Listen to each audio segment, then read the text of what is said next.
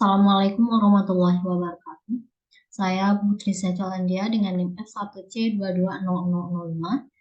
Di sini saya akan membedah jurnal mengenai penerapan metode analisis regresi linear berganda untuk mengatasi masalah multikolinearitas pada kasus indeks pembangunan manusia atau disingkat dengan IPM di Kabupaten Aceh Tamiang. Adapun artikel ini atau jurnal ini dengan abstraknya, Indeks Pembangunan Manusia atau IPM adalah mengukur capaian pembangunan manusia berbasis sejumlah komponen dasar kualitas hidup melalui pendekatan 3 dimensi dasar yang mencakup umur panjang dan sehat, pengetahuan, dan kehidupan layak. Untuk mengukur dimensi kesehatan digunakan regresi linear berganda yang tepat digunakan untuk mengatasi masalah multikolinearitas pada kasus indeks pembangunan manusia di Kabupaten Aceh Tamiang tahun 2012 sampai 2021. Penelitian ini menggunakan data tahunan dengan jenis data adalah data sekunder yang diperoleh dari Badan Pusat Statistik Kabupaten Aceh Tamiang. Analisis regresi linear berganda adalah suatu analisis asosiasi yang digunakan secara bersamaan untuk meneliti pengaruh dua atau lebih variabel bebas terhadap suatu variabel tergantung dengan skala interval. Salah satu asumsi pada analisis regresi linear berganda adalah tidak adanya multikolinearitas atau tidak ada korelasi antara variabel-variabel prediktor dalam metode regresi. Berdasarkan dari hasil pengujian dapat disimpulkan bahwa tidak terjadi masalah multikolinearitas pada kedua variabel pengeluaran per kapita dan angka harapan hidup dengan nilai toleransi 0,964 dan nilai PIF sebesar 1,037.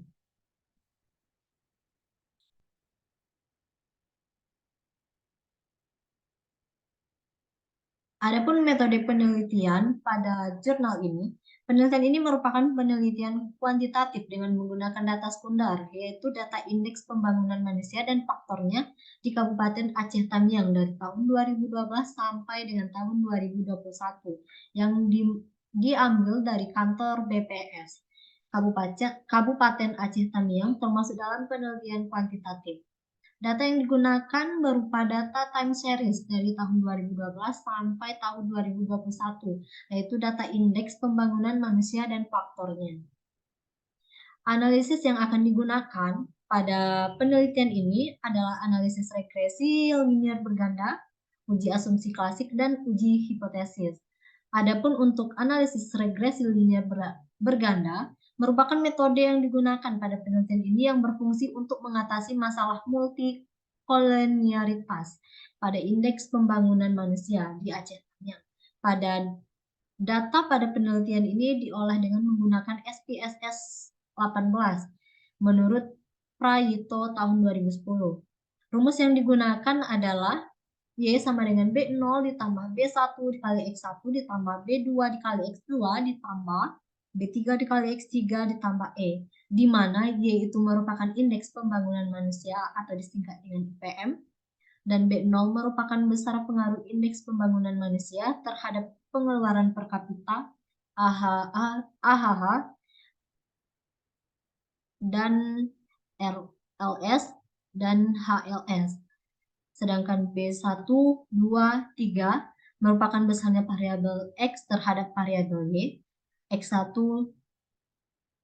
merupakan pengeluaran per kapita. X2 merupakan angka harapan hidup atau disingkat dengan AHH. Dan X3 merupakan rata-rata lama sekolah, harapan lama sekolah atau disingkat dengan RLS dan HLS. Selanjutnya uji asumsi klasik. Uji asumsi klasik yang digunakan yaitu yang pertama ada uji normalitas, di mana uji normalitas ini menggunakan metode Kolmogorov-Smirnov dengan pengambilan keputusan uji normalitas, yaitu jika nilai asimsik kurang dari 0,05 maka data berdistribusi normal.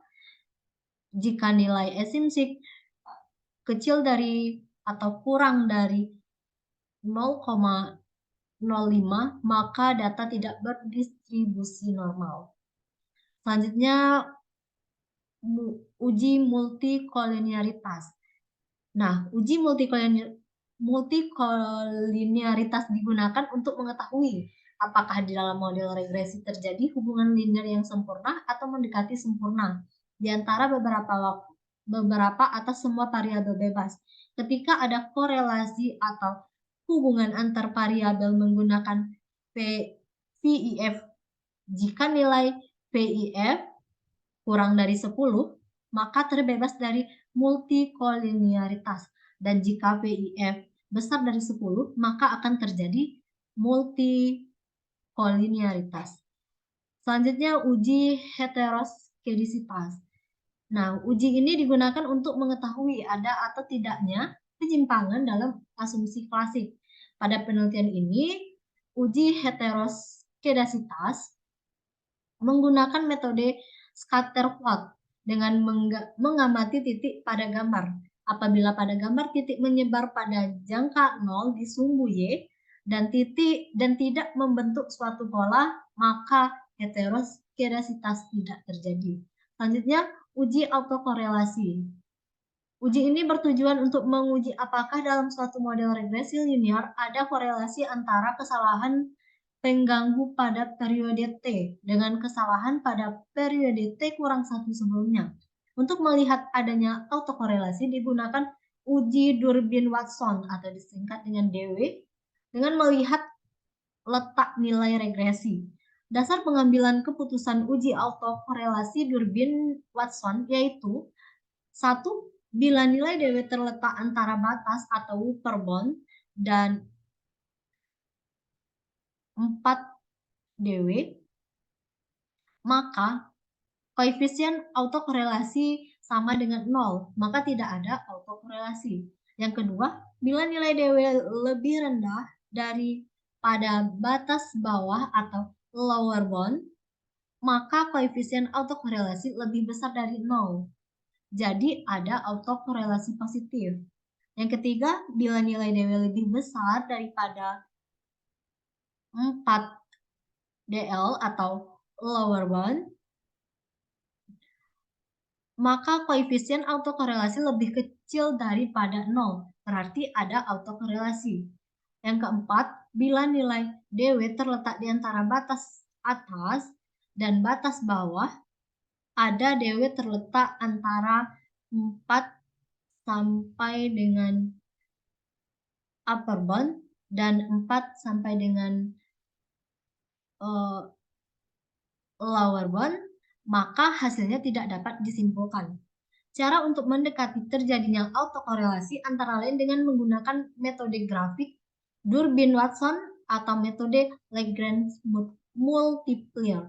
Dari hasil pendeteksi tersebut, jika terdapat autokorelasi, maka harus diperbaiki dengan transformasi. Selanjutnya, uji hipotesis. Pada uji hipotesis ini, yang pertama itu ada uji parsial atau uji T. Uji ini berfungsi untuk menerangkan signifikansi pengaruh antar variabel independen terhadap variabel dependen. Dasar pengambilan uji T dapat dilihat melalui dua acuan. Pertama dengan melihat nilai signifikan, yaitu 1. Jika nilai sig uji T kurang dari 0,05, maka H0 ditolak dan H1 diterima. Artinya, terdapat pengaruh antara variabel independen terhadap variabel dependen. Yang kedua, jika nilai signifikan uji T besar dari atau lebih dari 0,05, maka H0 diterima dan H1 ditolak. Artinya tidak ada pengaruh antara variabel independen terhadap variabel dependen. Kedua, dengan melihat perbandingan nilai T, hitung dan T tabel, yaitu jika nilai T hitung lebih besar dari T tabel, maka hipotesis diterima. Jika nilai T hitung kurang dari T tabel, maka hipotesis ditolak. Yang kedua ada uji simultan atau uji F, di mana digunakan untuk mengetahui ada atau tidaknya pengaruh secara bersama-sama atau simultan antara variabel independen terhadap variabel dependen. Dasar pengambilan uji F dapat dilihat melalui dua acuan. Pertama dengan melihat nilai signifikan, yaitu satu nilai signifikan kurang dari 0,05, maka hipotesis diterima.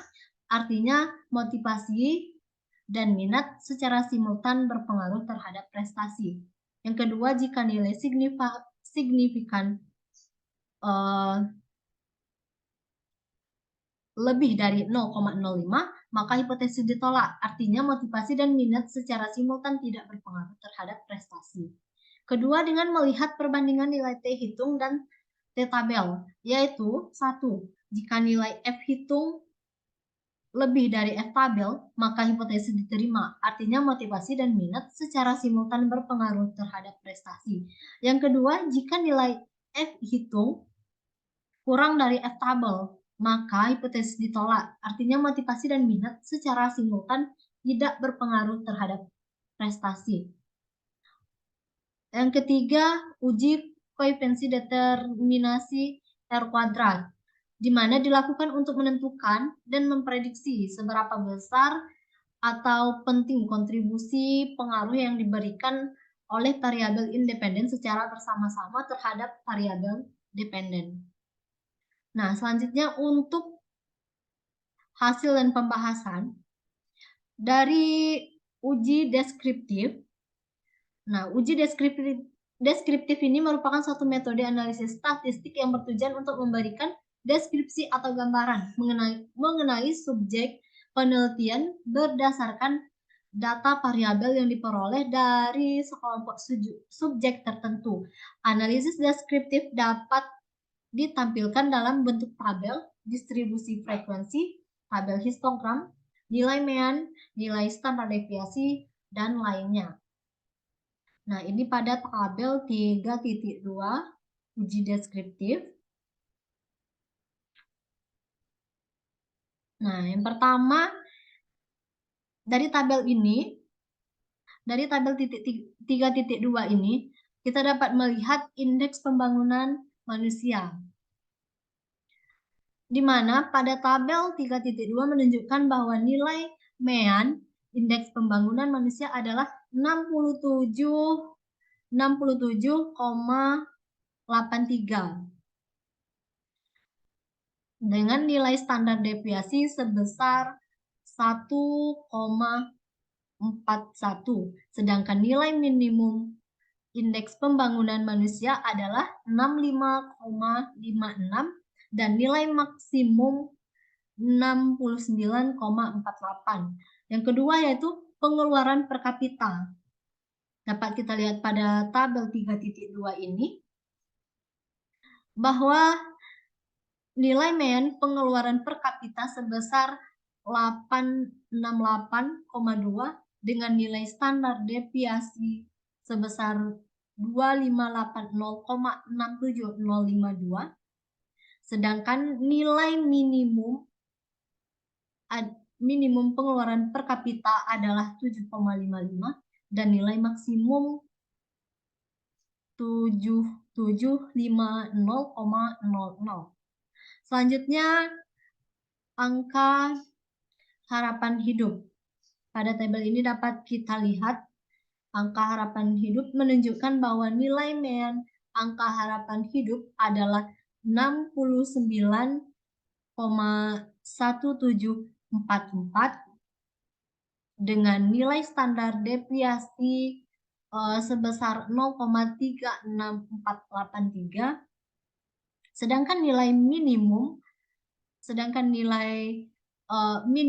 angka harapan hidup adalah 68,66 dan nilai maksimum adalah 69,63. Selanjutnya, rata-rata lama sekolah dan harapan lama sekolah, yang mana menunjukkan bahwa nilai mean rata-rata lama sekolah dan harapan lama sekolah adalah 11,01 dengan nilai standar deviasi sebesar 2,59883, sedangkan nilai minimum RLS HLS adalah 7,69 dan nilai maksimumnya adalah 13,76. Selanjutnya yaitu uji klasik, uji asumsi klasik. Yang pertama ada uji normalitas. Uji normalitas adalah uji yang dilakukan dengan tujuan untuk menilai sebaran data pada sebuah kelompok data atau variabel. Apakah sebaran tersebut berdistribusi normal atau tidak. Hasil uji normalitas yang didapat dengan metode grafik dapat dilihat pada gambar berikut ini, yaitu pada gambar 3.1 plot normal probability. Pada gambar ini dapat dilihat bahwa grafik normal probability plot menunjukkan pola grafik yang normal. Hal ini terlihat pada titik-titik yang menyebar di sekitar grafik normal dan penyebaran mengikuti garis diagonal. Nah, yang ini. Hasil uji normalitas dengan metode statistik dapat dilihat pada uji sampel Kolmogorov-Smirnov. Pada uji Kolmogorov-Smirnov dapat diketahui bahwa nilai signifikansi sebesar 0,926. Karena signifikansi lebih dari 0,05, maka nilai residual tersebut telah normal. Oleh karena itu dapat disimpulkan bahwa regresi layak dipakai karena memenuhi asumsi normalitas. Selanjutnya uji multikolinearitas yang dilakukan untuk mengetahui apakah di dalam model regresi terjadi hubungan linear yang sempurna atau mendekati sempurna di antara beberapa atau semua variabel bebas. Dapat kita lihat pada tabel di bawah ini, tabel 3.4. Berdasarkan pada tabel 3.4 ini, diperlihatkan bahwa nilai toleransi pengeluaran per kapita sebesar 0,535 dan PIV-nya yaitu sebesar 1,86. Artinya ada data penelitian tidak mengandung gejala multikolinearitas. Nilai toleransi angka harapan hidup sebesar 0,026 dan nilai PIV-nya sebesar 38,360. Artinya data penelitian mengandung gejala multikolinearitas. Nah, sedangkan nilai toleransi pada rata-rata lama sekolah dan harapan lama sekolah sebesar 0,024 dan nilai PIF-nya yaitu sebesar 41,266. Artinya data mengandung gejala multikolinearitas. Penelitian ini juga melakukan solusi alternatif untuk mengatasi gejala multikolinearitas dengan cara melakukan transformasi data. Nah, pada artikel ini dijelaskan bahwa penelitian juga melakukan solusi alternatif untuk mengatasi gejala multikolinearitas. Bagaimana cara mengatasinya? Yaitu dengan cara melakukan transformasi data. Dapat dilihat pada tabel 3.5 untuk transformasi datanya. Nah, dari tabel 3.5 dapat kita lihat bahwa nilai PIV pada variabel pengeluaran per kapita sebesar 1,816, yang artinya nilai PIV pengeluaran per kapita kurang dari 10 dan nilai toleransi sebesar 0,551 yang berarti nilai toleransi lebih dari 10. Dapat disimpulkan bahwa variabel pengeluaran per kapita tidak mengalami multikolinearitas. Nilai PIV pada variabel angka harapan hidup sebesar 37,027 dan nilai toleransinya sebesar 0,027. Maka dapat disimpulkan bahwa variabel angka harapan hidup mengalami gejala multikolinialitas. Selanjutnya, nilai PIV pada variabel RLS, HLS, yaitu rata-rata lama sekolah dan harapan lama sekolah sebesar 39,755 dan nilai toleransi sebesar 0,025. Maka dapat disimpulkan bahwa variabel rata lama sekolah dan harapan lama sekolah mengalami multikolonialitas. Selanjutnya, peneliti melakukan solusi alternatif yang lain, yaitu mengeliminasi variabel RLS, HLH yang mengalami gejala multikolonialitas pada tabel. Peneliti menduga bahwa variabel RLS, HLS mempengaruhi variabel independen lainnya. Oleh karena itu, peneliti mengeliminasi variabel RLS, HLS. Peneliti kembali melakukan uji multikolonialitas. Hasil setelah X3 atau RLS, HLS dieliminasi dapat dilihat dari tabel 3.6 ini. Nah, di mana pada tabel ini memperlihatkan bahwa nilai toleransi pengeluaran per kapita sebesar 0,964 dan nilai PIV sebesar 1,037. Artinya, data penelitian tidak mengandung gejala multikolonialitas dan nilai toleransi angka harapan hidup sebesar 0,964 dan nilai PIF atau PIF sebesar 1,037. Artinya, data penelitian tidak mengandung gejala multikolonialitas. Selanjutnya yaitu uji heteroskedasitas. Uji ini digunakan untuk mengetahui ada atau tidaknya penyimpangan dalam asumsi klasik.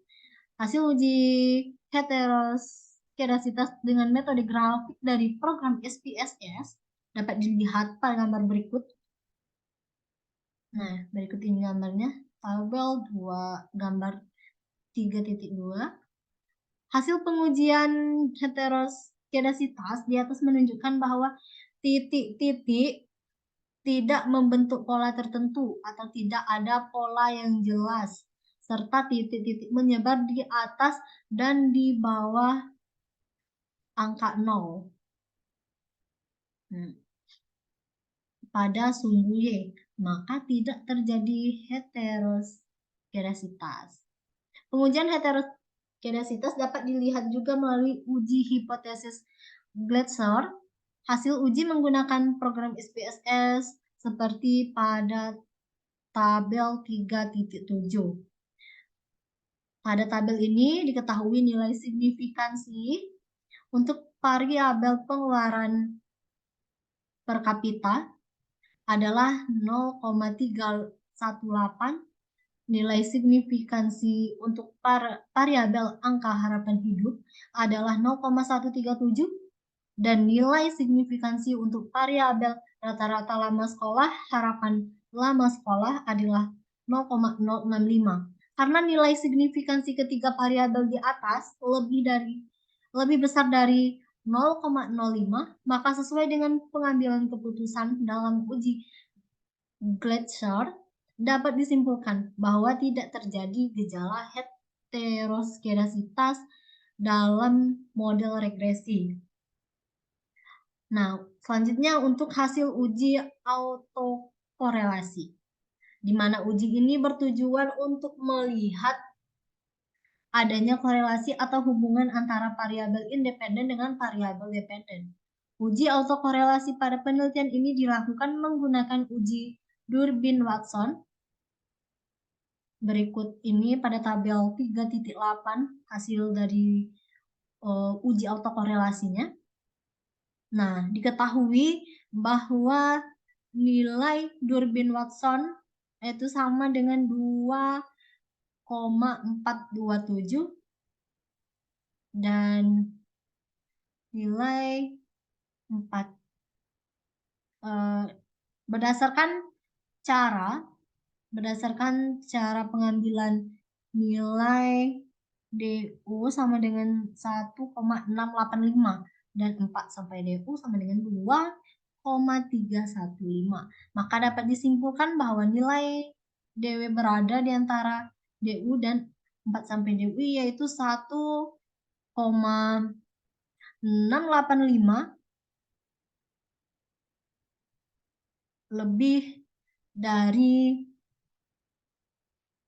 2,427 lebih dari 2,315. Jadi tidak terdapat autokorelasi.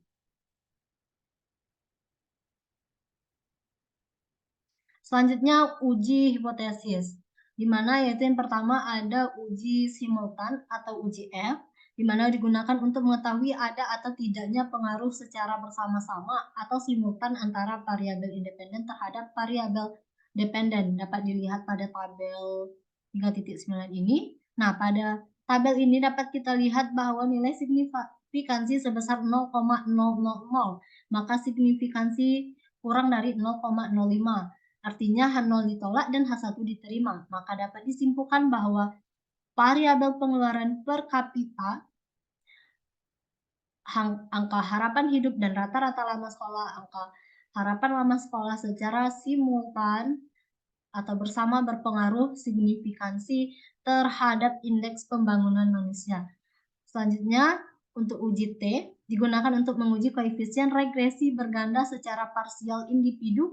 Hasil uji T pada penelitian ini bisa kita lihat pada tabel 3.10 ini.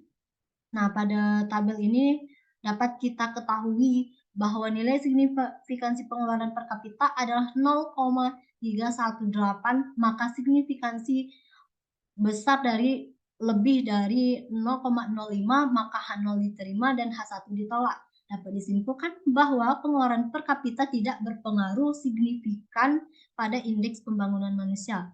Variabel angka harapan hidup memiliki nilai signifikan 0,137, maka signifikan besar atau lebih dari 0,05.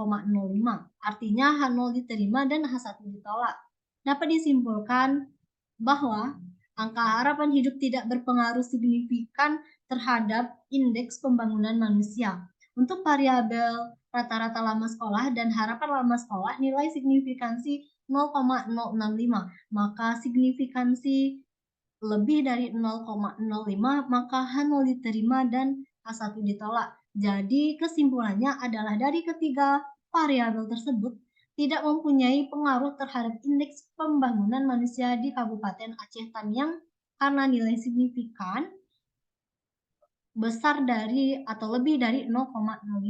Selanjutnya hasil uji R kuadrat, di mana merupakan suatu nilai yang memperlihatkan seberapa besar variabel independen mempengaruhi variabel dependen. Nilai adjusted R kuadrat dapat dilihat pada tabel 3.1 yang mana dijelaskan bahwa diperoleh nilai R square sebesar 0,988 atau 98,8%. Hal tersebut memiliki arti bahwa kemampuan variabel independen dalam penelitian ini diketahui mempengaruhi variabel dependen sebesar 98,8%, sedangkan sisanya 100 sampai 98,8% sama dengan 1,2%. Dijelaskan oleh variabel lain selain independen. Selanjutnya untuk analisis regresi linear berganda. Dari hasil regresi dengan menggunakan program SPSS, maka didapatkan koefisiensi regresi yang dapat dilihat pada tabel 3.12.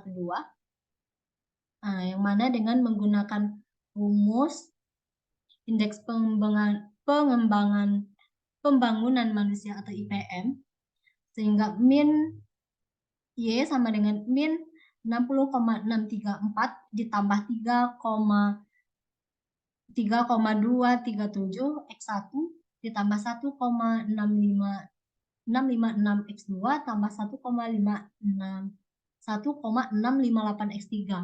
Nilai koefisien regresi pada pengeluaran per kapita adalah 3,257. Maka dapat diartikan setiap penambahan pengeluaran per kapita akan mengalami kenaikan indeks pembangunan manusia 3,257%. Nilai koefisien angka harapan hidup adalah 1,656.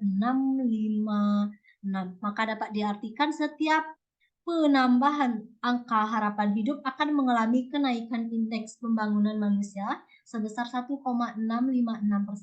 Nilai koefisien rata-rata lama sekolah dan angka harapan lama sekolah sebesar 1,658 dapat diartikan bahwa setiap pertumbuhan rata lama sekolah dan harapan lama sekolah, indeks pembangunan manusia akan bertambah sebesar 1,658%. Pada tabel 3.13 dijelaskan bahwa 98,8% dari faktor indeks pengembangan manusia Aceh Tamiang dapat dijelaskan oleh Y sama dengan, atau Y ini merupakan indeks pembangunan manusia sama dengan min 60,634 ditambah 3,237x1 ditambah 1,656x2 ditambah 1,658x3.